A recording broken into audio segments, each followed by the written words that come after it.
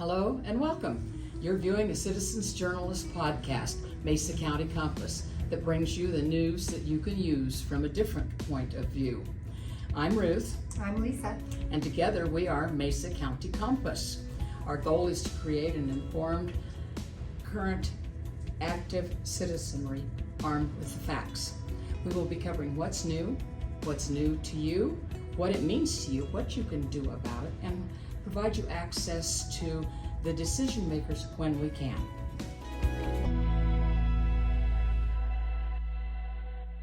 Welcome to Mesa County Compass. This afternoon we have Andrea Haitz. She is going to be doing some explaining about measures 4A and 4B about our schools. Welcome, Andrea. And if you would kind of just give us a real brief background, so most people know you, but there might be some that don't. Sounds great. So thank you for having me, Lisa and Ruth. So I am Andrea Haitz. I am actually a Colorado native and actually born and raised here in Grand Junction. Graduated from Central High School. I went to Fruitvale, Nisley, and Chatfield at some point, and then Book Cliff Middle School, so moved around a little bit, and then went to Central High School. I am the current school board president for District 51.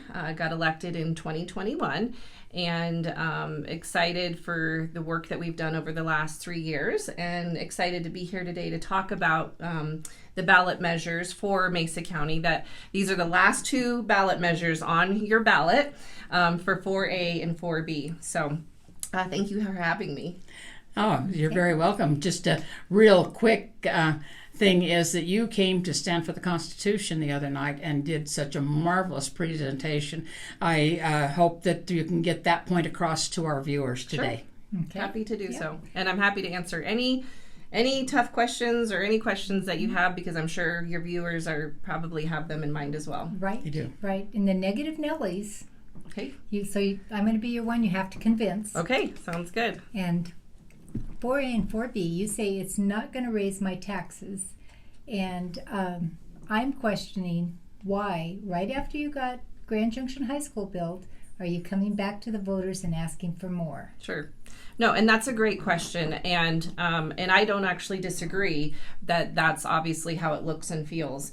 I will tell you that from the board and the district level, we're trying to get on a much better schedule of how we prepare and come back to the community to ask for those needs. So the way it's not going to raise taxes, so I'll answer that question first, is for the bond, which is 4A, and the mill is 4B. And a bond, just for your viewers, think of it like a mortgage. You're going out, you're asking, or like if you're refinancing or pulling out a HELOC loan, you use that money to put back into the buildings. So bond monies are dollars we can only use for our buildings. Mm-hmm. The state of Colorado does not give any school district money for their buildings. So districts really have to rely on their communities when it comes time for maintaining their buildings or building new schools. Okay. We don't get any money from the state on that. The mill is from the 2017 mill that we passed that has the 5 contact days, so 5 extra school days that we have with our students. It also affords us to buy curriculum at a regular basis and interval, because we've had no consistent budget for curriculum, which that's one of the board's major roles, is to approve curriculum. And so we have gotten on a much better track with that, and I'll go into some successes that we've had academically over the last few years, and I am thoroughly convinced that it's because we have a better plan of how we work and buy curriculum and adopt those in the district now. Mm-hmm. So for the bond, we are paying off. The reason it's not going to raise your taxes or raise them anymore. So the original 2004 bond that we went out for was a tax increase. Mm-hmm. So we're not saying that it's not, that there was never a tax increase. What we're able to do right now is saying it will not add any additional tax to where you are right now. So the 2004 bond, which is a 20-year bond, is going to be paid off here in 2024. So we have the opportunity to go back to the taxpayer and say, can we go back and borrow these monies, at $190 million, and use that money to reinvest into our buildings? And because we're just kind of, again, it's a new bond, but because the one is concluding, we can do it without it being a tax rate increase. So we paid off one. So if if the voters if it doesn't go through, which is not what we hope for, and I'll tell you why, even as a fiscally conservative person, why I'm behind it, because I had to make sure that I could really justify the ask from the school board standpoint. So is because we, with those dollars, we can reinvest those into our buildings. And so I know there was a lot of frustration around Grand Junction High School because we had to scrape that building and build a whole new school. Now, granted, that one was not built on a great foundation. You can either do a lot of foundation work, or in this instance, it just made more financial sense to remove that building and then build a new building. We're hoping to not do that with any more of our schools. Right. But it does take money for us to maintain those. If you own investment properties, you have to, do a cost analysis on like, okay, if I'm putting a roof on now, in 15 to 20 years, I'm likely putting on another new roof. And so I need to make sure that I'm putting money aside and I'm, maintaining it, doing things I can to obviously give it longevity, but also knowing at some point there has to be a replacement. So we are doing that. We have HVAC systems, roofs. Like, the money from this bond is not going to be probably really like shiny, fabulous things. It's like going when to you buy tires. Exactly. You're like, great, it's tires for my car, right? That's a great analogy. But they're very fundamental to making sure that obviously we don't have leaking buildings. If you get a leaky roof, that can cause a whole lot of other issues. So those dollars would go back into our schools. And after we did the long-range facilities plan, which we did, this board said, hey, we have got to get on a better track with our community to say, here's the state of all of our buildings, every single one, even our administration buildings. Here's the condition, so that when we go to the taxpayer and ask, there's been a plan, there's been something that's been put forth, and we can get on a much better schedule of like what we need to do with those buildings and the maintaining of those buildings. So that's why it's not a tax rate increase. Now, like I said, if it didn't pass, that tax would fall off. But I will tell you that we've ran the numbers on it, and you would only save about $10 to $20 a month on your property tax bill. That's what I was going to ask you. That was my next question. Yeah. Where does this money go? Does it? Yeah. Where does it magically appear on your tax relief, or? Yeah. So Okay. all it would do is bump down your property tax bill just by like $10 or $20. We're not talking that you would be saving hundreds or thousands of dollars a year. So in my opinion, I would be willing to invest $10 to $20 of my property tax back into our schools, because we also know that schools are a huge economic driver. I know our hospitals rely on that to make sure that, they can bring in good physicians and a lot of our other businesses. And so when they see that our schools are performing well and they're in good repair, that is also a point of attraction, especially because a lot of these individuals tend to come with families. And so that benefits our communities. So Now, one question I had was, if it does not pass, and I'm with you, I really hope it does. I'm 100% behind it. But anyway, if it does not pass, then how long before we have to bring a measure to the public saying, look, we are in dire straits? So how long? Well, we might be able to go a few years with that, but I will tell you, if it doesn't pass this year, and again, we have this one-time opportunity to do it with a no tax rate increase because we're continuing on really from the debt we had in 2004, then what we would have to do, let's just say, I think maybe we could stretch it 2 or 3 years, maybe. The issue would be is we'd have to go back to the taxpayers and ask for a tax increase. It would be, because that bond would be a tax increase. And the problem would be, we know that those costs just continue to escalate every year. I mean, not to get into a whole nother topic, but like with the Orchard Mesa pool, one of the concerns of the board was if we didn't do something soon, like in the time we started talking to the city about the pool, our demolition costs almost doubled in just under in 18 months. So our concern is that any of those repairs with the schools will then just cost us more. So the $190 million bond that we're asking now, that doesn't increase your tax rate, and again, the tax doesn't fall off, but the tax won't go up. That $190 million could easily go north of $200 million for the same things we would need to do today. If we could even get it then, because then you've got to think that you may be facing a chance of demolishing Yeah. some of these places that Yeah. will be irreparable Yeah. if in fact we don't do Yeah. something. And so we're being very mindful that like we want to make the dollars stretch as much as possible. And that's why, you know, I have to give props to Director Angela Lima, because she was on the committee for Grand Junction High School in the planning phases. And so she did a lot of work with that team to just say, where can we cut? Because we knew inflation was also escalating, and so we needed to make sure we definitely stayed on budget, but our goal was really to come in under budget.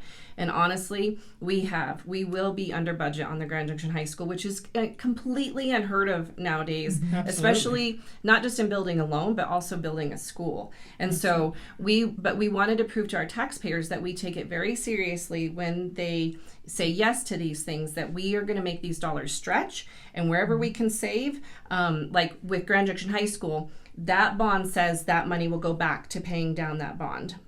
So with these dollars, like if let's say we get some grants or we get some other things that we are able to stretch that $190 million to do more projects, what we'll do is we'll just keep going down the line and repairing and doing all the things we need to do, because that $190 million is only going to take care of our phase 1 and phase 2 items on our buildings, which are our top 2 priorities. There's also a phase 3 and a phase 4, which that encompasses the whole just under $600 million worth of what we need to do. And if we do that and we got on a good schedule, then basically what we can do is we then don't have to go back to the voters every time. And then we can come back when it's a non-tax rate increase, because if a bond is being paid off and then we just renew that one again, I know technically it's not a renewal because it's a new bond, but basically if we're saying, hey, can you let us borrow money again, it won't affect our community's taxes. We just get to, we have to always ask the community if we can borrow more money, and the community, because they're the taxpayers' buildings, and then say, can we re-up again and put, invest that money into those buildings. So is this another 20-year bond? Yes. Okay. So, and then the next time that we could do this would be 2041, because we would have 20 more years before we could go back to the voters and ask for a no tax rate increase bond.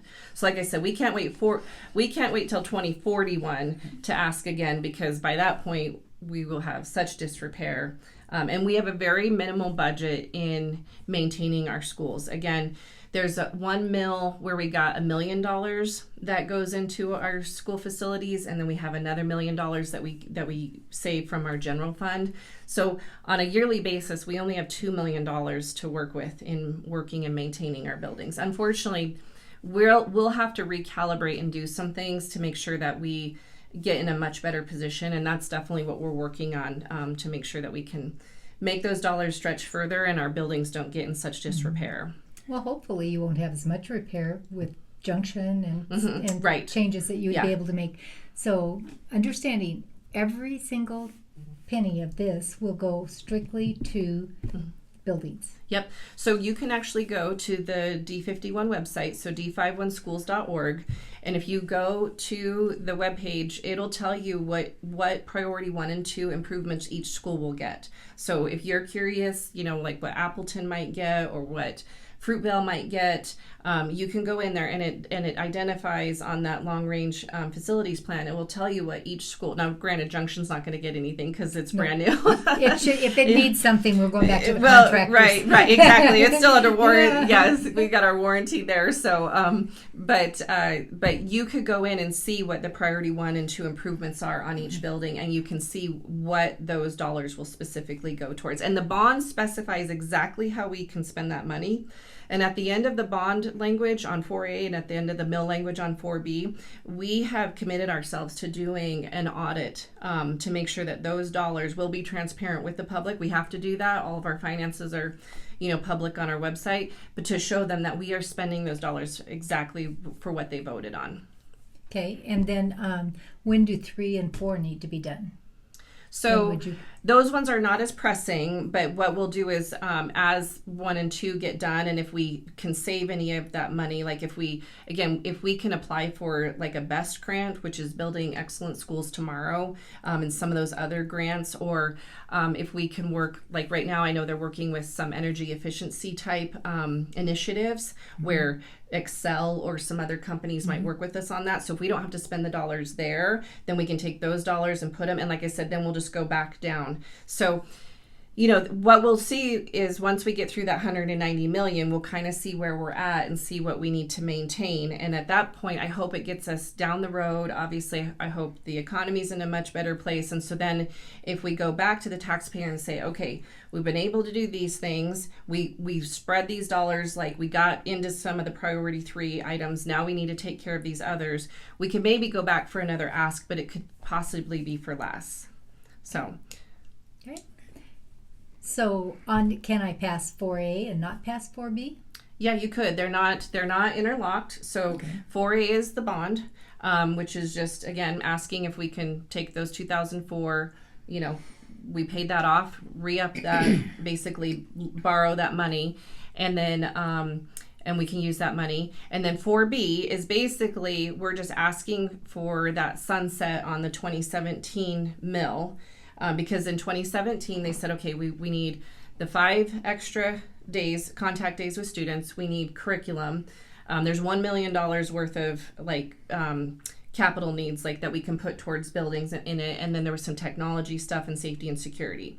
So in order to pass that in 2017, they felt that they needed to say, hey, we're going to sunset it in 2027. So you usually put a sunset on something if you feel like, okay, we need it for a time and then we need to be done with it, or you do it to prove that, like, hey, these dollars have been really effective. And now we're going to ask that we can then have them ongoing. So we feel that from that 2017 mill, we have, again, had consistent curriculum that the board has approved. We went back to a science of reading curriculum here just about a year ago. And now, like, our third graders, over 80% of our third graders are reading at grade level or higher. And we know that that is super important for just the success of their academic life, is to be able to read and comprehend. And so returning back to a science of reading, but that curriculum was millions of dollars to purchase. And so it's no small thing. But again, we also have a lot of mobility and movement in our district with students. And so we know that if one school's using one curriculum and another elementary school is doing something different, it's going to be hard to gauge where a student is really at. But now that all of our elementary schools are using this, the students should be able to transfer more seamlessly, which helps them obviously stay more on track. So that mill is basically, it's a flat rate mill. It was $6.5 million, and it did not adjust for inflation. So that was the other thing they said, is we're just asking you for just $6.5 million. So if property taxes go up or down, those mills adjust, and that mill stays right at $6.5 million. So if property values go up, we don't get more money on that mill. It's $6.5 million. That's it. So a lot of people don't understand that, because they think, because a lot of your other mills do adjust. And so when the property values go up, you're like, oh, money. Exactly. That is not the case in this one. And actually, I only think 1 or 2 of our mills do that. So the majority of our bonds and mills, we don't actually get any really benefit when property taxes go up, which is kind of, that was important to know. Well, it is important to know. And that was something actually I didn't realize as a board member until, well, even as a community member, until I got onto the board and realized how our mills and bonds work. So with that being said, we feel we've proven that from the 2017 mill, it's been really important to have those 5 extra contact days. That also gives our teachers 5 extra days of pay. So if we took those 5 days away, that would be a 3% decrease in our teacher pay. And we've been working really hard to increase teacher pay, because one, we have to be competitive. If we want to recruit and retain teachers, like on the front range, the lowest starting salary is around $65. Granted, it might cost a little bit more to buy a house over there, but if they can go make $15,000 more a year right off the bat for a new teacher, I mean, that could be makes appealing. It a lot easier to pay for the house. Right. It could be appealing to them. So So we have gotten our teacher pay up, over the last 3 years. And if we took those 5 contact days away, that would kind of be a step backwards. Plus, we feel those 5 contact days with students is really important. Any teacher will tell you the time that they can have with students, especially spent on instruction, is really important. And just a quick caveat is our new cell phone policy is totally giving back a lot of instructional time from our teachers to our students. I'll tell you, the feedback we have gotten has been absolutely amazing, and everybody's been on board with this policy. Wonderful. And the students are talking to each other and engaging more. And so if we can give the gift of time back for that, I think it's hard to not get behind that. So that meal gives those 5 days. Like I said, it helps provide curriculum. It does some technology positions and things in our schools. And then, safety and security. I don't think people can really balk that, we just live in a different day and age, and we have to just make sure that our buildings are safe and secure. And if you go from many points of entry to minimal points of entry, or really with the mill and even with the bond monies, we'll be able to do some cameras and some other things, secure vestibules back to the bond on Palisade and Central, because we don't have secure vestibules at those 2 schools yet. That's huge. And then we also enclose the schools to kind of make sure that Central's not ADA compliant, so it would help that issue, and it would enclose the schools so that, students, once they're in, they can be in and dry out of the weather and things like that. So we feel from going back to the mill, the 4B, we feel that from the 2017 mill, we've proven that this is something that we need our community to continue to invest in. And again, what cost us $6.5 million in 2017 actually costs us $7.4 million right now. So from the district standpoint, we are finding the other $900,000 in other things because we committed that we will provide those things in that mill. And so we found other ways to obviously scrimp and save and put those dollars towards those things. And so what we're asking the taxpayers on that one is just saying, can we just keep what we have? It's just a flat $6.5 million. I think we could have gone out and justified and said, hey, could we redo this and have it adjust for inflation? Or it needs to be $7.4 million and adjust for inflation.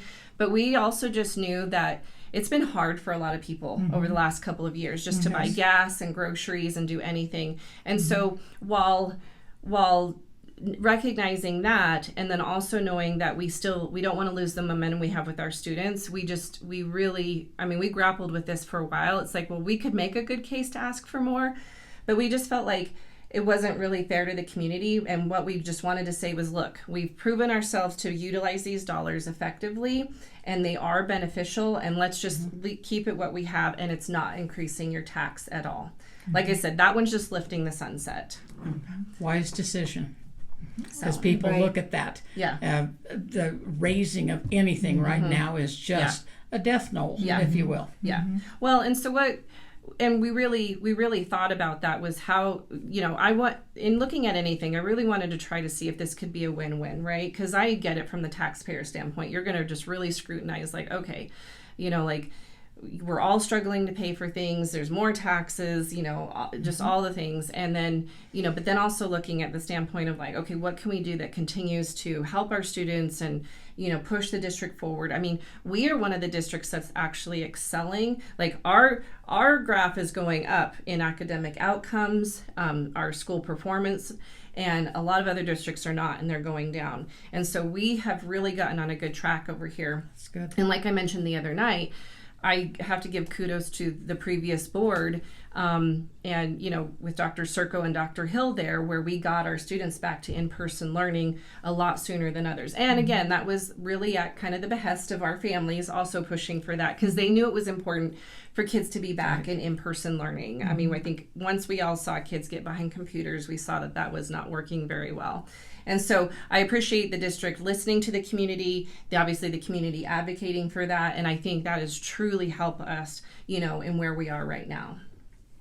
And I've got one, it's a little odd, sure. But, the city really irritates me every time they go out and get a boutique consulting firm to tell them, okay, you could do this, and this is what you need. And how did you determine what you needed?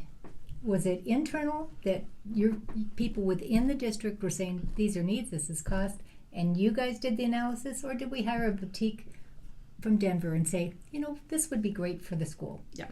No, that's a great question. We were very cognizant of the dollars spent to get the information that we needed. So our staff, like Clint Garcia is our chief operations officer. He just, man, all of their staff works hard. Everybody works hard. I mean, these days and age, I just give props to everybody, our teachers and all of our admin. But Clint, with the long range facilities plan, they did work with a company that they could walk through, and then they did all the analysis on it. But I will tell you that our team is really good. Even our curriculum team, when they go and we're negotiating price for curriculum, they don't just take it at the price tag that's initially offered. Like, they're very cognizant that they're working with the taxpayer dollars. And so I don't know if we get quite as boutique as the city, because we're certainly not spending some of the price tags that I see the city does on their projects. And I'm not throwing any shade at them, but I just feel like we're, from the school district standpoint, like, we don't get sales tax and anything like that. Like, we don't get the local marijuana tax.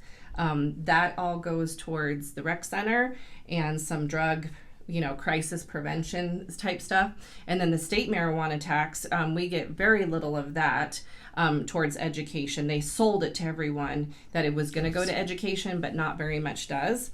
And I think they also overestimated they were going to get more marijuana tax at the state level. And then once more the states took on, legalizing it, then it got dissipated out, and Colorado didn't get as much as they thought they were. So with that being said, we have hired some outside companies, but we've been very mindful that we're getting what we pay for. The other thing is these companies that we've worked with on like the long range facilities plan, these are companies that can then help us when we go and work like on the buildings. So we're not redoing it again. Like, these companies will already be familiar, because one's an architectural firm, and then they work with the construction. And so then they've already been through all of our buildings. So we'll already be steps ahead when it comes time to do this. We won't have to go through like a whole nother process with a company. And so some of those things were decided earlier on, but we were very mindful of how much we would spend.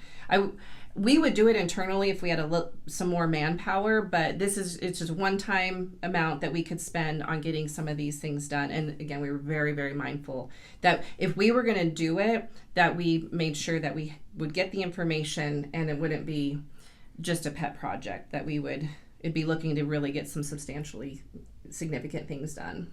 Okay. Well, you've answered my questions. Okay. So, do you have And any I didn't further have questions? very many at all, because you sold me the other night. Anything that you'd want to share? Well, yeah, let me just share a couple of wins, because, and maybe just some other information. I've got my slides in front of me, which I don't know if can you guys share links on your podcast? Yes. Okay, I can send this slideshow to you so that if any of the viewers want to kind of see visually what I'm talking about. Absolutely. Please do. Okay, I can send them to you in PDF or even a PowerPoint, which you can let me know later. And then I'd love for the viewers to see this. Good. And so, Probably a PDF would work the best. okay, that's great. I can do it either way. So I will let you know that Colorado ranks 39th out of the 50 states in school funding. So we're lowest in the nation on school funding. And then District 51 ranks actually we heard last night, 174 out of 178 districts in Colorado. So we are on the very bottom of any kind of state funding, and that's that per pupil revenue that you hear about. So we are doing. And why is that? It is just the way the formula works, which Okay. again, if you talk to even any engineer, it's at best they can even understand the formula. And so it's just a way that those dollars come from the state. And with that budget stabilization factor that the state put together, which again, they voted to just not have it take place this year. It's not that the budget stabilization factor is gone altogether. It's just they're not going to use that this year. And that happened back in the last recession in 2008, because that was how, when property taxes really tanked and it offset the state budget, they had to figure out a way to stabilize the budgets, hence the name, and that ended up taking money away from schools. And so since 2009, District 51 has has not received $250 million that we would have normally received over those years. That's 1 year's budget, and we will never see that money again. So while they say that the factor's gone this year, it could come back if there was ever kind of an instance again in the state where they had to stabilize the budget. So unfortunately, it took from education to go to other things. So we rate 173 out of 178. I will tell you that we've had the highest graduation rate in 17 years.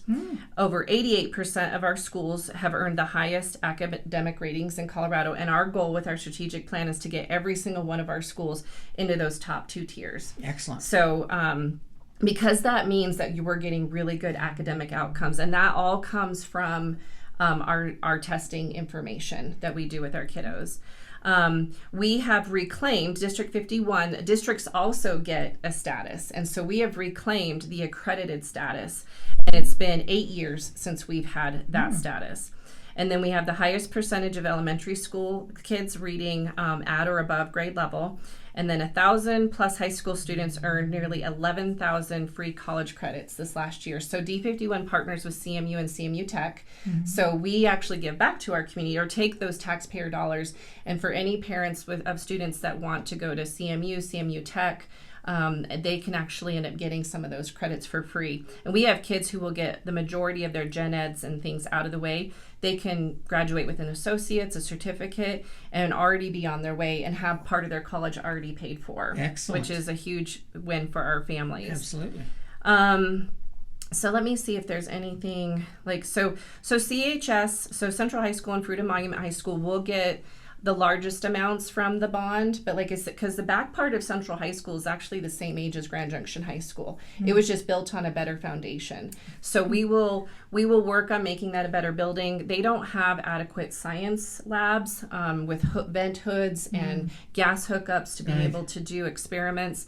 And like we mentioned, Central High School is not ADA compliant. So if we have a disabled student, or a student gets hurt, in athletics or whatever else, they have a very hard time getting up to that second floor at Central High School, and that's where all of our science classrooms are. So we need to make sure and we need to secure the building because there's way too many points of entry at Central High School. And then Freedom Monument High School, we did the reconfiguration last year, so we moved the 9th graders back into the high school so that we have a 9 through 12 high school. And then we moved the 8th graders back to the 6th and 7th graders for a traditional middle school setup. So we ended up having to take some modulars out to Freedom Monument High School, which is not ideal, but we had them. We moved them. The district owned them. We moved them, and we created classroom space. But we can do some renovations at Freedom Monument High School and create some better science classrooms for them as well, and close the campus. And so then they would all be in one building. And so that would be a big thing. And like I said, then many of our other schools will also get enhancements, and you can see that on our website at d51schools.org. So let me see if there's anything else I missed. We've had a lot of, like I said, just bipartisan support, I would feel, on this one. Because, again, being a more fiscally conservative person, I wanted to make sure that if I went out and spoke to my very fiscally conservative friends, I could, that I feel like I could justify, in my own, and if I'm advocating for it, I need to, I want to know that I believe in it and that I feel like it was a win-win. And so with it, without it increasing your tax rate anymore, everything will stay level from where we are. I felt like it's a good reinvestment back into our schools. And when I also looked at if the tax dropped off, what little amount it was actually, if it was, hundreds of dollars or thousands of dollars back into people's pockets, it's like, okay, well, I could see how that can make a real difference, but it's not very much in the scheme of things that I feel like we can donate. Now, that's what was my concern, was because we never did get that addressed the other night. And so I'm going, okay, so how much difference is it going to make? So thank you for that. And I can actually send you those exact numbers too. So if you want to, if you're... I think people want to know. Yep. They do. We have those. And so I will send that over with the slideshow and just say, okay, if, at this rate, it would be about this, people can then go see what their tax value is, and they can see what it would, what savings it would be. And like I said, it's not it's not a lot. I mean, it's significant. I get that $10 or $20 goes a, you need Well, all it'll you buy can. a hamburger. Well, I know. Hey. $10 might buy you Hey. a cup of coffee, but like I said, I don't dismiss at all that any amount is not significant for I people understand nowadays. But it's really, that's really important. And then and so I just feel like we're on a good trajectory. And again, even though we're up for re-election next year, like I said, with the financial audits that we put into the bond language and everything, I feel like we put it in a space for anybody to be assured that any superintendent, any board, anybody moving forward with any of these, the community will know that the money's being spent on what we say it will be spent on. Excellent. Is there Excellent. any other way that you're getting the word out? I know I've seen signs, and I know it's on the district's website, and I know that you've spoken to different groups. Yeah. Any other way that you're trying to get this out? Well, just like with any other campaign, I'm actually on the campaign committee for this, and we've had to raise some dollars to pay for it. So, we've had some significant donations from some community partners. But just like with anything, it gets pretty costly to get stuff on the radio or the TV. So I know this Saturday at 9 a.m., they are doing a tour of Central High School. So if you want to actually see the condition of Central High School, we did that with Junction when we were asking for that bond. So people could actually see it. So if you want to see Central High School this Saturday at 9 a.m., you can show up, and they're doing tours of the school. And then right after that, they are doing we call it a super Saturday, where we have volunteers that are going to go out and door knock.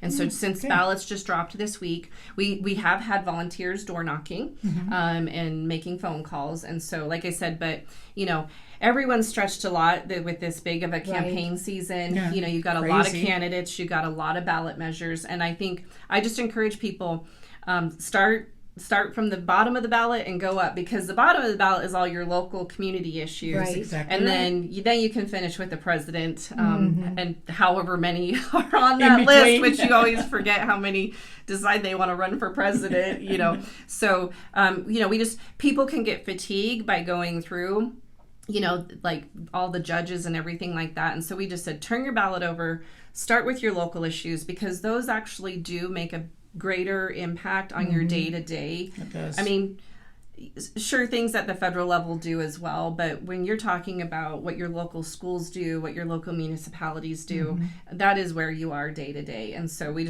don't want people to get fatigued by filling out all the other stuff and then not get to the back of the ballot. So we're just reminding people to do that. So, and then they can call us and thank you guys for doing this. This is another way to get word out. And we've just really been trying to go to all the organizations so that people that maybe had a lot of questions can then be informed. And then you go and tell, 4 or 5 of your friends, right? And then I've been hard at it. Yeah. Or when they call and ask you, right? Because I think you guys have established yourselves well of being well informed. And so you get a lot of people that are like, hey, well, what do you think about this? And so, and then maybe they'll talk to their friends and say, well, I heard Ruth say this or Lisa say that. So Right, exactly. And it does happen just exactly that way. Yeah. I ran into that situation last night. Yeah. So, yeah. yes. I've already had people asking me, What does Ruth think? I know. Yeah. Well, just, they ask you on all the other, amendments and things that are, statewide. Exactly. And it's very hard to remain impartial, but you must. Yeah. Yeah. I You usually just have to give them facts. Yep. I usually tell people, here's where you can get some great information. And I was like, do you want my opinion? Exactly. Because I'm not, and then if they want it, Then I you don't can- give it unsolicited. But if they want to kind of just know my personal thoughts on it, then I'll share. But I think that's important. So Exactly. Very good. Well, you've been watching Mesa County Compass. This is the truth as we see it, the facts as we know them. You decide. Thank you, Andrea. Thank you, Andrea. Thank you, Appreciate it. guys. Fun again. Yes, Yeah? always.